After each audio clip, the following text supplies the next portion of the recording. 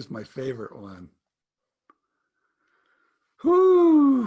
This took me a long time to figure this out. As you know, the rotating label, we were selling millions, hundreds of millions. We won all these awards. It was everywhere. And we had licensed it, sub-licensed it to two companies, one in Japan and one in Northern Ireland. And the one from Northern Ireland, the company was called Kindleworth. I got a notice from Kindleworth that, hey, Lego would like to use your spin label on a new product called Bionicles. And I was pretty excited about that. I mean, who wouldn't be? It's like, got a toy? I mean, I could see it on spices. I could see it maybe on some other applications, but on the toy, how'd they find me? Fantastic, I'm in.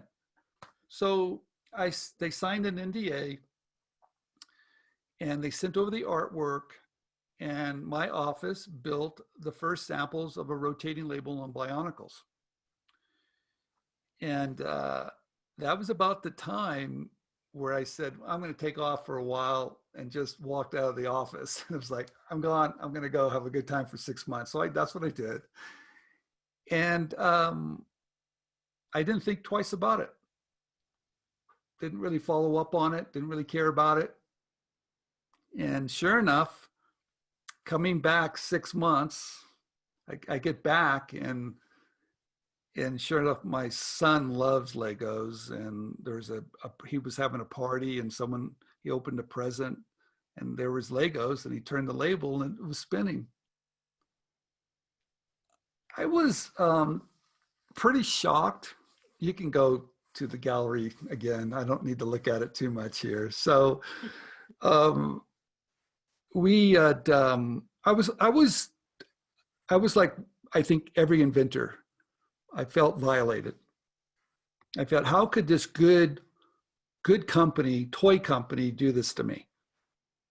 I had patents. They signed an NDA. I made samples. I had a paper trail. I had everything, and they did this to me. So I looked at it very carefully, sent it over to my attorneys. Long story short, I figured out how they manufactured it, and I took them to federal court. Okay, and that's a really long process, and I would not wish that on anybody. But I do know it's probably one of the best experiences I could have possibly had being an inventor. I didn't feel that way at the time. I feel that way now. So, I mean, Stephen Key, design versus Lego in federal court was a little daunting. The whole thing was. But sure enough, I got through it. We settled 2 weeks before it went to trial.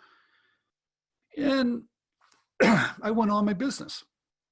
They stopped producing it, and I didn't think too much about it after that. Until later, thinking about the whole process, much, much later, I realized maybe that wasn't the correct thing to do. Now, I felt at the time that if I didn't defend my patents in federal court, how would anybody else pay me? That's what I was thinking.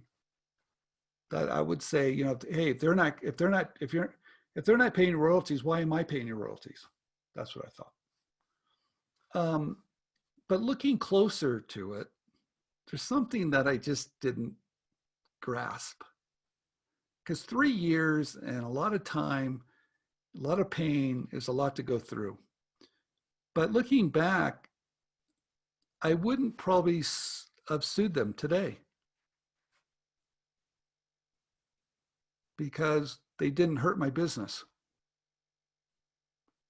See, they didn't damage my business at all, because the technology that they used was really, really slow.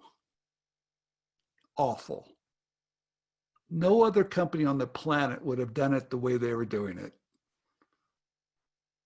And I hadn't thought about it that way.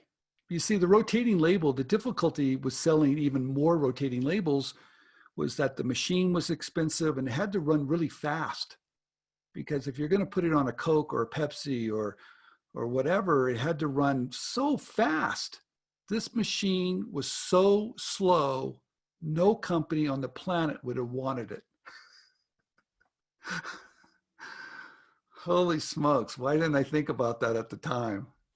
I got too emotional with it. Okay, and could I have avoided that? Yeah, would I wouldn't have had the experience to talk about it. I know that.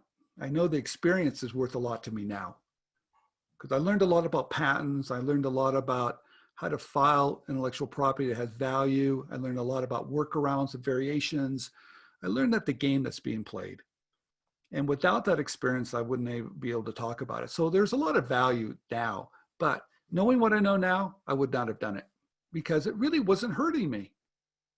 Because it all comes down to speed and manufacturing and cost and all the things that they really have to do with business, not patents. There's the difference. And that's why I'm talking a lot about intellectual property that has value in the marketplace, not trying to protect it in court. So that was a pretty painful experience. Woo! Won't do that again, hopefully, anytime soon. All right, let's go to another pain. Do I have another pain in there? I think I'm done with them. Am I done? I don't think so. Oh, geez. Okay. What else do we have lined up for me? Well, I just rejoined Stephen, and the second I'm rejoining, you're saying I didn't hear what you said, and you're like, "Don't tell him, don't nobody tell him what I said." I'm like, "Okie dokie." Well, Andrew, you'll have to hear it later.